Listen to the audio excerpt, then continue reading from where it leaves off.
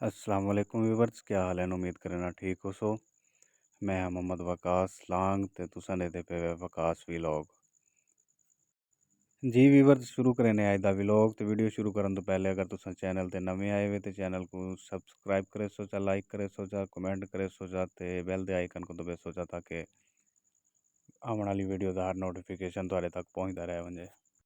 जी दोस्तों, अज दे व्लॉग च असां गल करे सहराए चोलिस्तान दी। सहराए चोलिस्तान जो मुकामी तौर पर रोही के नाँ तो मशहूर है। जी दोस्तों, बिल्कुल ये पाकिस्तान के सूबा पंजाब के शहर जिला बहावलपुर तो तकरीबन 30 किलोमीटर दूर के फासले ते वाक़या है। चोलिस्तान रोही पंजाब की एक अहम सहरा है। ये जनूब मशरक वाली साइड तो राजस्थान के नाल मिलती है। इत्थों के मुकामी लोग खाना बदोश हैं जो सहराए चोलिस्तान की टोबियां के नाल नाल अपना रहन सहन करेंदे न। जी दोस्तों, मैं दसेंदा वंजा कि टोबा सराइकी ज़बान दे विच पानी वाले तलाऽ को आखदे न। जी दोस्तों, ये टोबे ये तलाऽ जिहड़े ने मींह जड़ दे विच बारिश के पानी दे नाल भरीज वनन ते इन्हां दे नाल सहराए चोलिस्तानी रोही दे लोग जिहड़े न अपना गुजर बसर करेंदे न।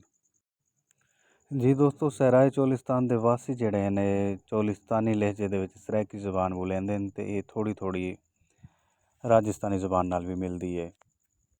जी दोस्तों, इहदे नाल नाल मैं तुहानूं दस्सेंदा वंजां कि सहराए चोलिस्तान दे विच काफ़ी सारे तारीखी मुकामात भी हैं। जिवें कि किला द्रावड़, किला खैरगढ़, किला मौजगढ़, किला मीरगढ़, किला दीनगढ़, किला जामगढ़, किला खानगढ़ ते किला मरोट। बिल्कुल दोस्तों, अगर तुसां दूर दराज दे इलाके दे हो तो तुसां जरूर विजिट करे सो इत्थां दा ते बहुत तुहानूं अच्छा लगसी। जी व्यूअर्स, मैं इंदे नाल तुहानूं दस्सेंदा वंजां कि हाल ही दे विच चोलिस्तान दे विच एक नवां शहर भी दरियाफ्त होया जिंदा नां गनवेरी वाला हा। ये किला ड्रावर तो तकरीबन 60 किलोमीटर दूर जनूब मशरक वाली साइड ते आबाद हा। महरीन के मुताबिक ये इलाका दरिया हाकड़ा के किनारे आबाद हा। इत्थों के वासियों का ज़्यादातर पेशा काश्तकारी ते जानवर पालन का हा। ते अज देख गिनो जान दोस्तों, ये बिल्कुल गैर आबाद है। इनकी तमीर और तरक्की वास्ते दोबारा कम थींदा पे ते इंशाअल्लाह बहुत जल्द ये शहर तुहानूं देखने को मिलसी।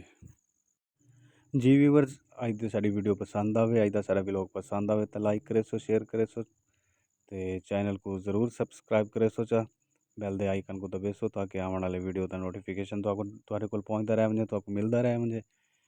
इंदे नाल ही सबको इजाज़त, अपना रख सो सारा ख्याल। अल्लाह हाफिज़, अल्लाह निगहबान।